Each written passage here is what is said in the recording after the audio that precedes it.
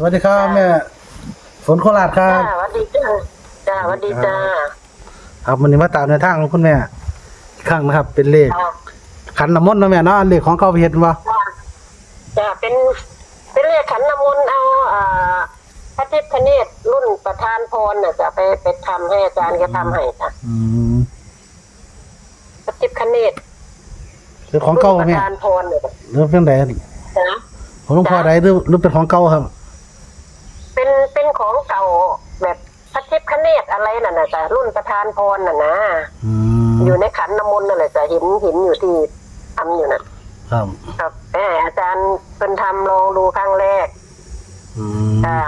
แต่ยังไม่เคยทำหรอกหมอรวยแต่ว่าไปศึกษาแกน่ะว่าทำขันน้ำมนต์ได้ไหมเพราะว่าเคยไปอาบน้ำมนต์ก็แกน่ะครับเลขมันจะขึ้นเป็นดอกน้ำมนต์จะขึ้นเป็นตัวเลขมันก็ถูกได้หมอรวยตั้งแต่ชุดหลังก่อนปีหลังปีใหม่อ่ะแม่ก็จะพาลูกชายไป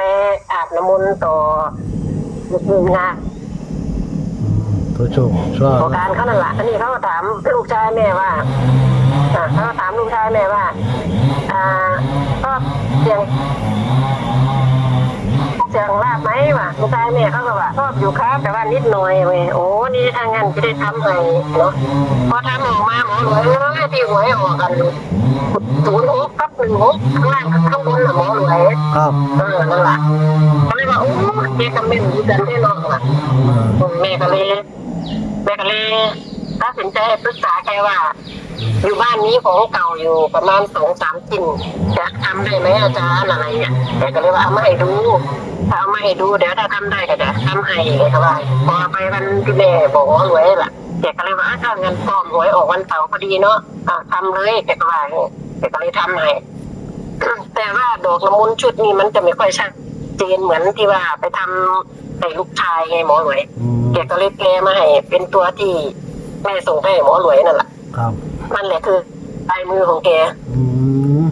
แต่แม่ก็อยากให้กลับหัวกลับหางคือว่าแหละเนาะบางทีมันอาจจะเป็น6เป็น9เป็น1เป็น7อะไรนี่นะ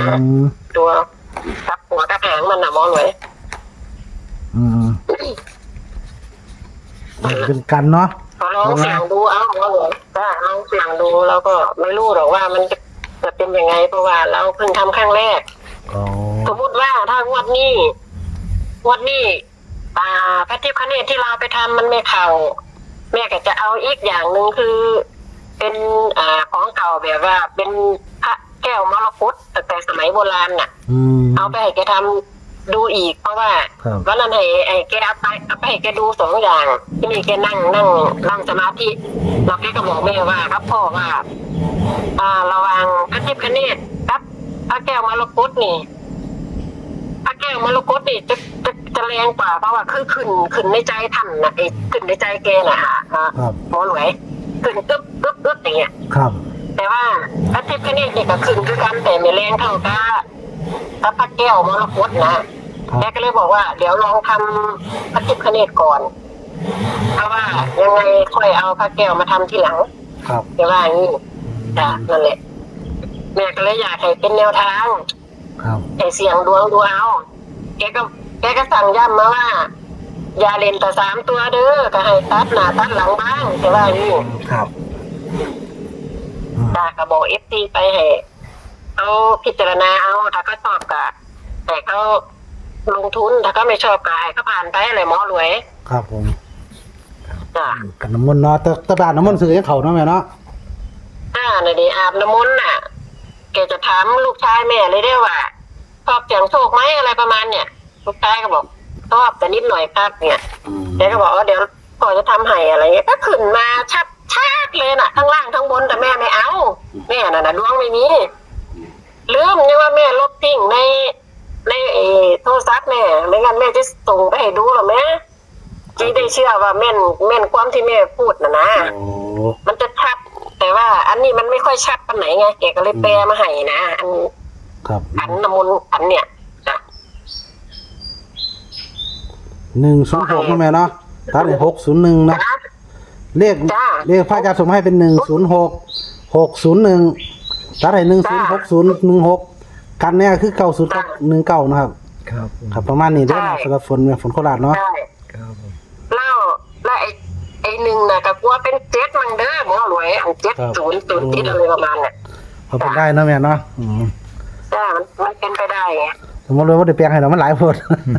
เอาพี่น้องมาก็แปลงเอาเนาะ ครับ นึงอาจจะเก็บก็ได้ ได้แค่FTก็พิจารณาเอาก็ได้ให้เขากลับตัวกลับหางเอา ครับ เผื่อเขามีโชคนำเนาะ เนี่ยครับ เผื่อดวงเขาหายเขาก็จะกลับหาถูกอะไรหมอรวย ครับ อ่า ตัวว่าอ่านน้ำมนต์ธรรมดาก็ยังถืออยู่แต่แม่ทั้งบนทั้งล่างก็เจ้ จ้าทั้งบนทั้งล่างเลย แต่ว่าแม่กับลูกไปพากันไปเอานู่นเอาตามอาจารย์อื่นในทางอื่นไปนู่นนะเพราะหัวเอามาแล้วอุ้ยกันอยู่ไอ้หนูโอ้ยเป็นของอยู่ใกล้ตัวก็เอาไม่ได้เนาะยังไง ครับก็เลยวันนี้ก็เลยตั้งใจลองเอาของเขาไปเฮ็ดเบิ่งเลย อาจารย์เขาไปได้เนาะ ครับ บ้านแม่น่ะมีหลายอย่างมะพร้าวตาเดียวอะไรเนี่ยกะลาตาเดียวนี่ก็มี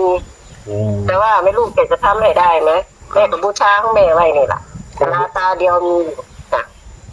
แกก็ว่า เงินยวง เอาของฝังมาก่อน เงินลางเก่าพวกเงินเก่าๆเงินยวงเงินลางเงิน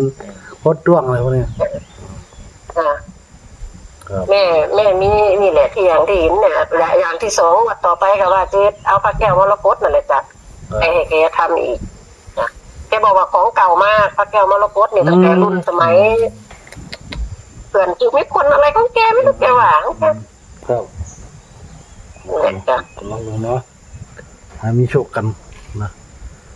แต่ว่าเลขคำนวณแม่ให้มาเนาะรัฐบาลรายวันเนาะ จ้า ก็ลองเบิ่งเด้อนะ แม่ว่าก่อนจะออกแม่ก็ว่าจะเอาไปเสี่ยงอยู่ได้หมอรวย ครับโอ้เนี่ยเคย ไอ้ เขียน ที่ แม่น เงินแม่น่ะแม่ว่าจะไปเสี่ยงเพราะว่าแม่ฝันดีนี่ เหมือนอีชุดที่มันออก629อ่ะ